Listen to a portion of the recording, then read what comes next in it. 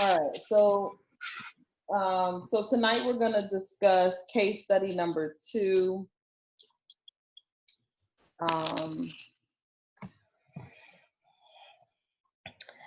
Let me pull up the question. Principal Harrington, Farmview Elementary. All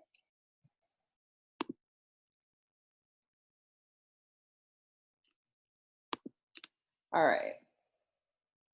Where is it? Goodness gracious. I'm all over the place. Can y'all still see me or no? Mm-hmm. Okay. So I'm just going to try to pull it up. And either one of you could start. I just was going to try to pull up the actual case study. Okay, me being who I am, I'll go ahead and get started. So, in our session today, we're actually taking a look at a principal strategy and implementing a new evaluation system, more of a teacher-to-teacher, peer-to-peer evaluation for reflection and professional development. There's a lot to be said in reference to the case study as it relates to the lack of anchored specifications as to what measurable outcomes the principal is trying to achieve per grade levels, per teacher, per efforts by the committee. So that's what I would say in just getting started. So question number 1 reads, what guidelines could Donna have provided for teachers prior to the grade level meeting? So of course, I have my rendition here as it relates to there just being a lack of direction in regards to why are we doing this and what are we looking for, what are we hoping to accomplish in the process.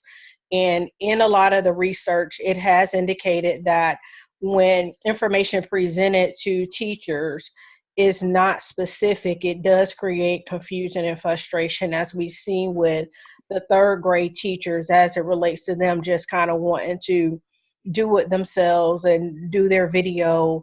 But the last anchored compromise with the principal was them being able to reflect on their teaching performance, as well as I think she indicated, or they indicated, what can they do to improve. I guess for veteran teachers that don't see the need to improve, that may even still seem to be hard or even challenging at times. So again, going back to the question within itself, I just think there needed to be something that we're measuring, and need to be something in reference to what they're measuring. But also too, in the literature, and I'll say this, and I'll let you all definitely chime in. This is a form of ongoing professional development where peers are observing each other, giving feedback, doing reflection. So I've been able to see time and time again, if utilized the right way and presented in the right platform, it has really awesome indications of improving student performance and staff efficacy and building teachers' confidence to take on additional leadership roles. Nice. Passing the baton. In my school, we have a tool that we have to use because in core subjects, we have to observe our teachers. So we have a tool that we use, and you're right, it should have been some guidelines that should have been there for the teachers to help them out. Yeah, and I agree. I feel like that was the first thing I noticed when I first started reading the case study. In my mind, as I'm reading, I'm saying to myself, okay, well, I kept saying, why are we doing it? Like, I'm one of the people there. But like, what is the purpose? And you're right, Tonya, if just like with our children, when we're teaching our students, if you don't give them a purpose and they feel like it's busy work and they feel like they're just doing it just to stay busy, they're not going to fulfill whatever it is you want them to do. And I think it's the same way with adults. We don't want our time wasted. We don't want to, do something that we just feel like is just not going to benefit us or the kids. So right away from the beginning, she wanted them to do something without properly setting those guidelines of what she expected or what the purpose was. Mm-hmm.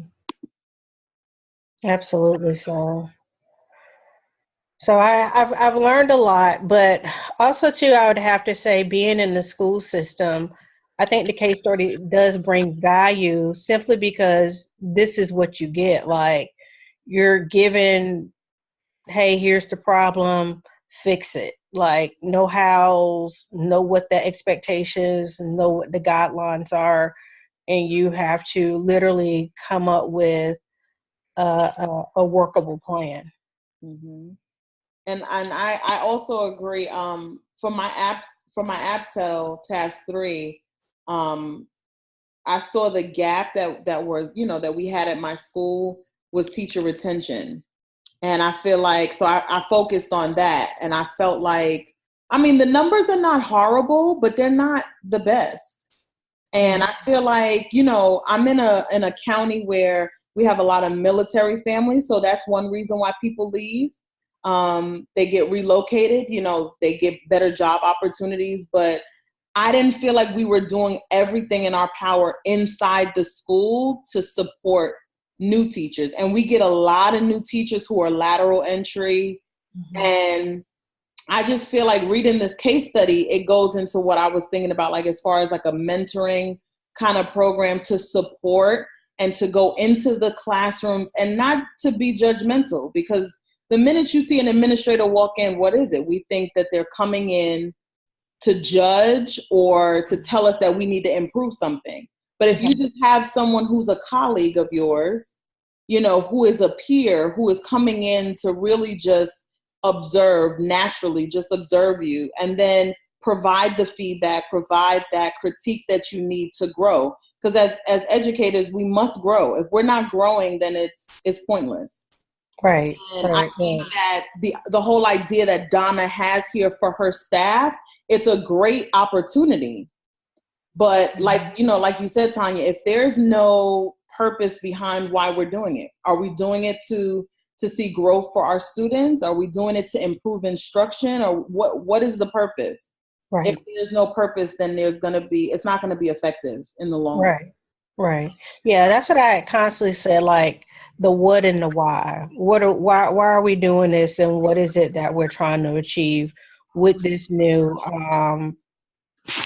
teacher evaluation system? Mm-hmm. Yeah. So question number 2 reads, how could a teacher's final plans be effective for instructional processes, maybe? Mm-hmm. Again, this is just an ongoing form of performance improvement, performance development.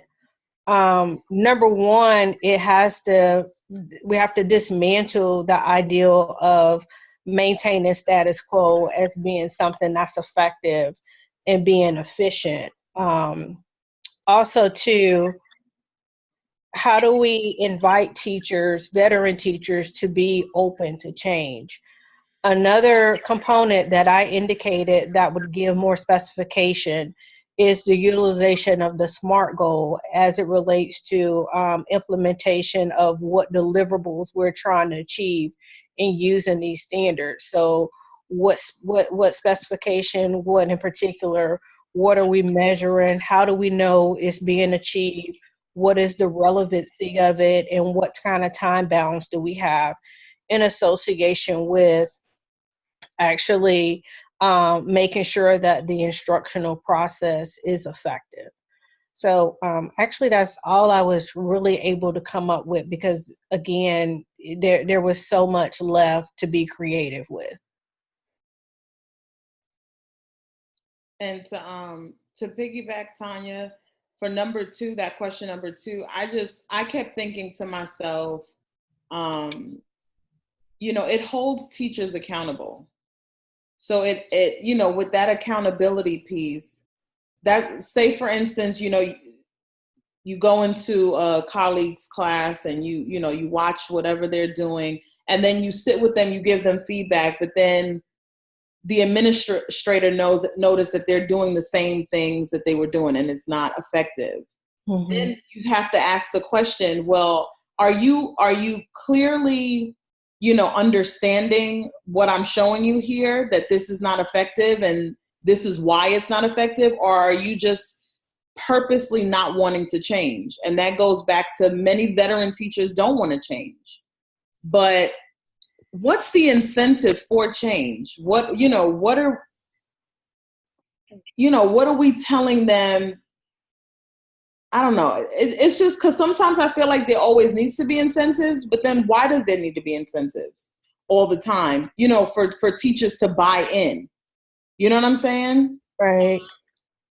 And don't you want to be effective, like not just for yourself, but for the students as well? So I think it holds teachers accountable that if you're not effective or the implementation of your instruction is not where it should be, what are you going to do to change that? Right.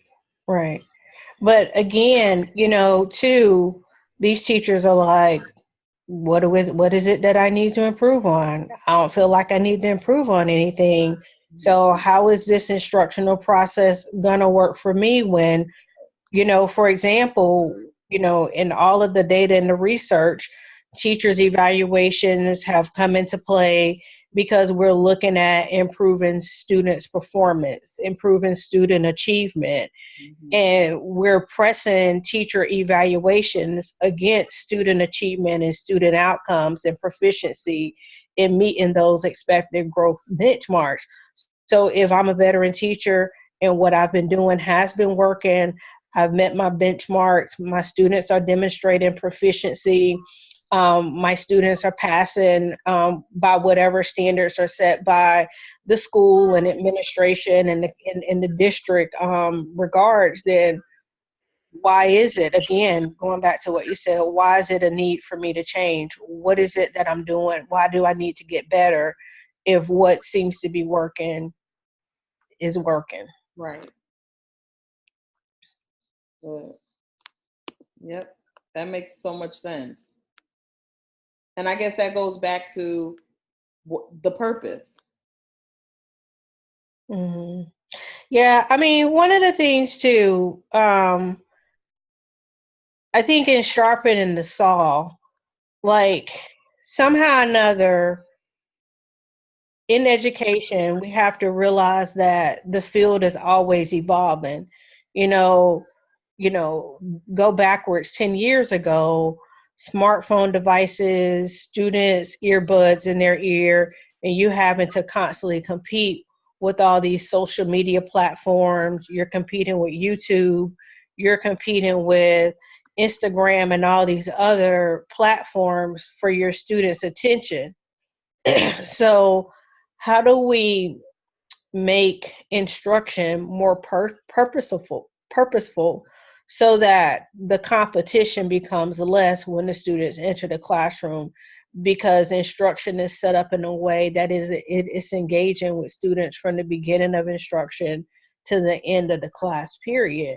So again, it does constitute the need to be creative outside the realm of what has worked traditionally, mean 2 decades ago, a decade ago, not really effective now. Right. That makes sense. And that's true. And I think that veteran teachers, I have a teacher now who's about to retire in June, and she struggles with a lot of that. Like, we all got iPads last March. So every student, it's, a one-on-one thing. Every student has an iPad, and we are being told that we must use the iPads. Mm-hmm. And I don't know about you guys, but our schedule is 90 minutes long. Mm-hmm. Same. So, they're not saying you got to use it for 90 minutes, but, it should be used in your instruction.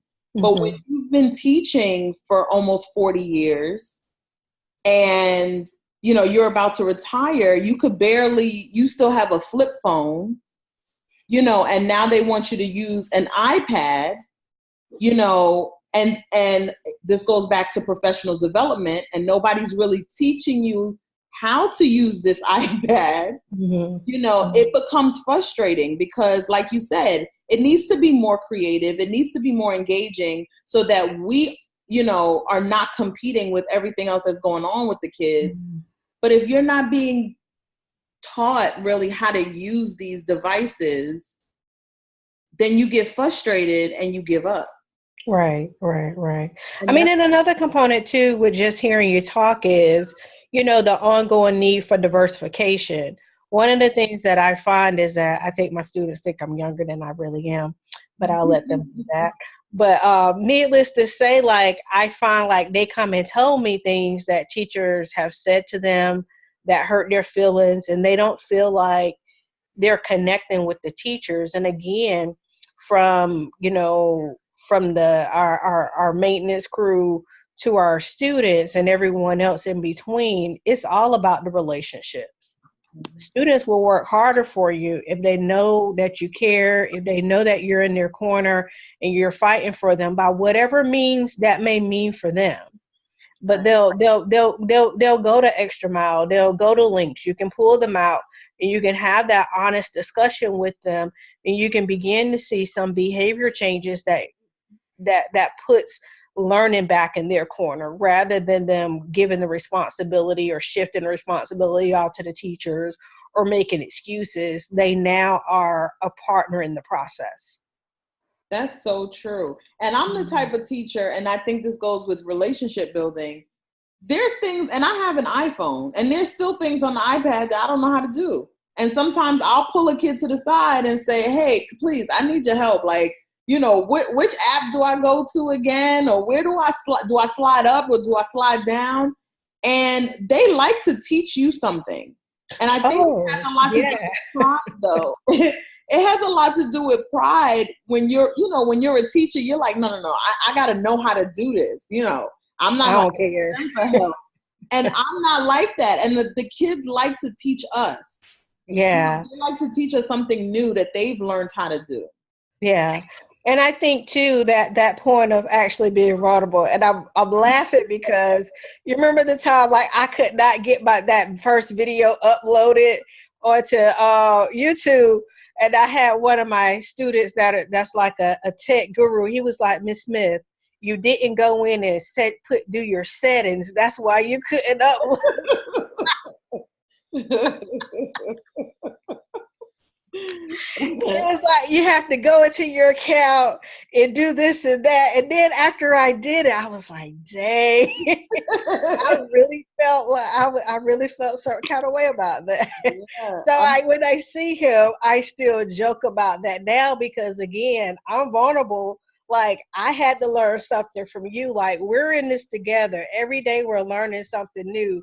So one person isn't, above the other, because every day that's the expectation for all of us to learn and grow one way or the other. So, yeah, and I have an ongoing relationship with this student just in regards to him telling me, like, Miss Smith, really? Didn't know that.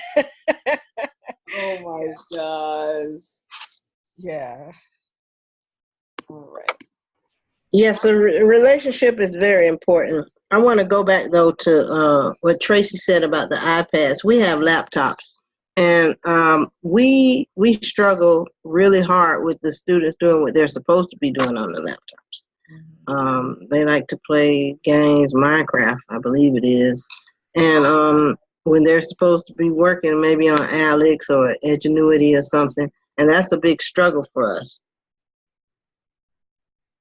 It's so true. And see, the iPads have this thing where we can lock the kids into what they're doing, but now the kids have learned how to unlock it.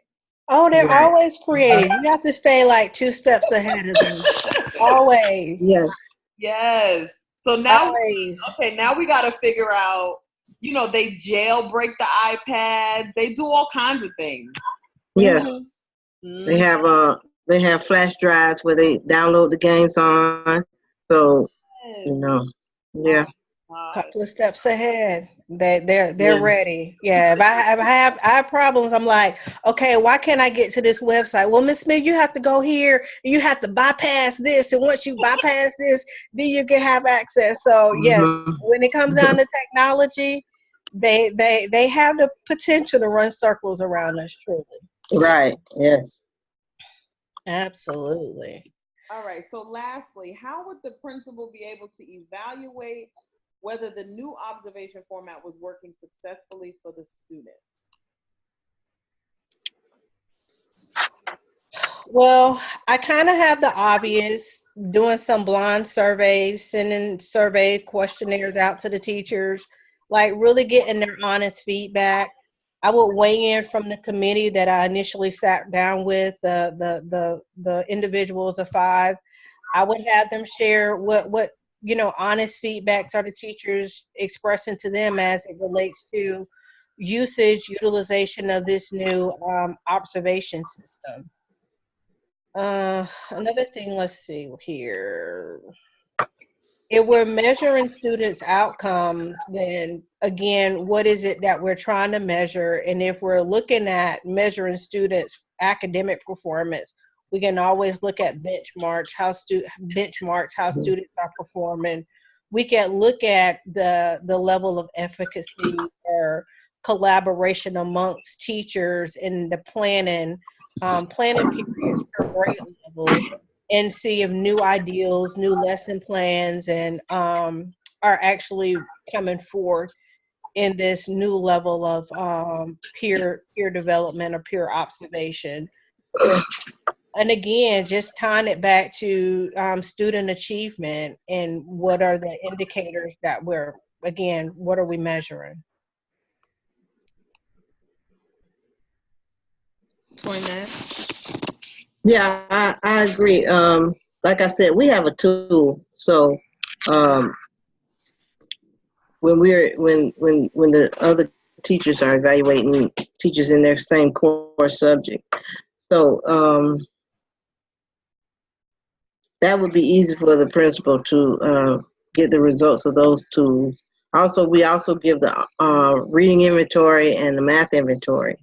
So that helps a lot too. Yeah, and I agree.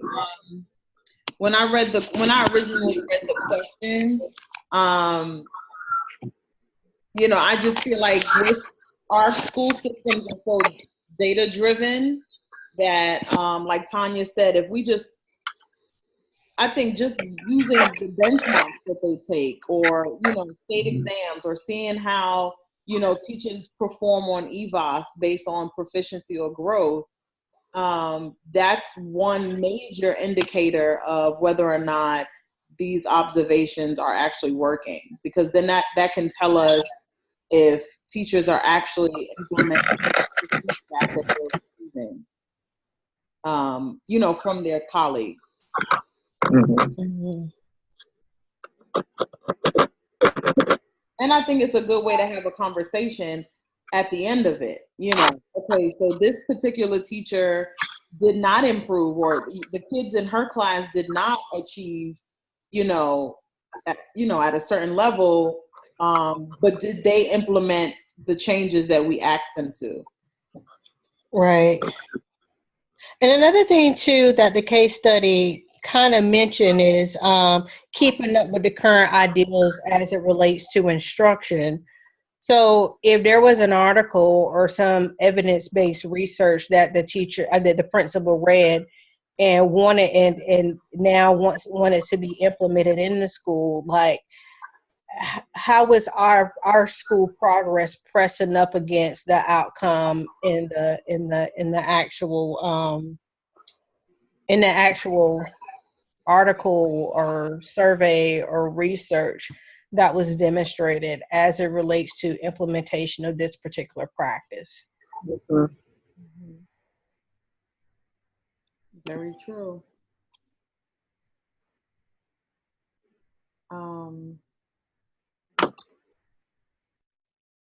Well, I think that was good. I think we had a good discussion.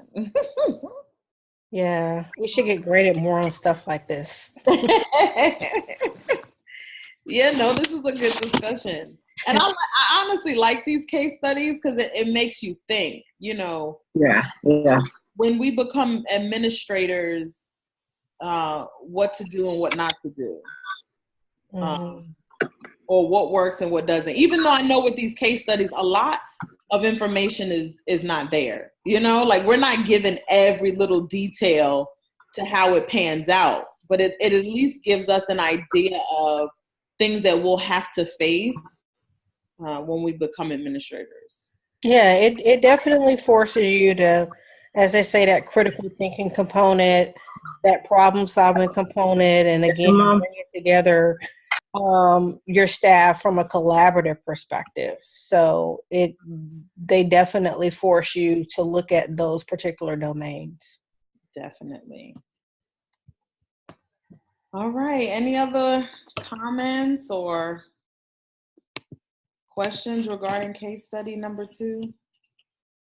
No, I mean, I think it was straightforward. I mean, I guess I'll say one thing. This is just me being who I am. It says that scheduled a meeting with 5 of the most respected teachers in the building. How do you quantify them being the 5 most respected teachers? Says who? Right. The students, administration, peers. Like, was there like names put in a box and they did the 5? Like, how was that quantified? Right. Was there a survey that caught my eye too? Was there a survey sent out? Who's the most popular? Who, like, Yeah. expected? So I was like, based on what consensus? Like, that was my no. Definitely. That's just me being who I am. No, but it's true, because sometimes in many schools it's all about like a popularity vote. You know, It is. It is. Who likes who better, and who, or like who's in your clique, because you know there's always cliques at school and at work. So that did catch my eye too. Like, how was that determined? And that again is that piece that's left out, Right, from the case study. right. Are these department chairs? Like, how do we come to that consensus? Like, most respected in the building. Right. Okay. All right. So everybody else kind of subcategory, semi-respected, not quite getting there. And I'm like, okay, so is this also to push back a little bit from the 3rd grade teachers that might not have been a part of this committee, and they felt a certain kind of way, like we don't really want to participate. So we want to do it our way. Being they have a new idea, let's do our new idea the way we feel like we want to do it. Exactly. But again, that's just me being who I am. No, but that was good that you mentioned that, because I saw that when I first read it and I totally forgot about it until you just mentioned it. How was that, you know, and as administrators, we got to make sure we're sensitive to that too. How are you picking people to be on certain committees, or, you know, certain, you know, or help you do things? How are you doing that without making the others feel a certain type of way? Yeah, 3rd grade teachers were just rebels in study. Like, we don't do it our way. We don't really want to do it the way you said do it. Yeah. So definitely there was quite a bit of compromise there on behalf of the principal, and somewhat getting that objective accomplished. Definitely. Mm-hmm. All right. Well, I see we have about 9 more minutes remaining, so I think that we've definitely covered everything, unless you all have something else to actually add to the case study. No, I think we're good. What about you, Toynett? You good? Yeah, I'm good. All right. Well, I am going to pause this now. All right.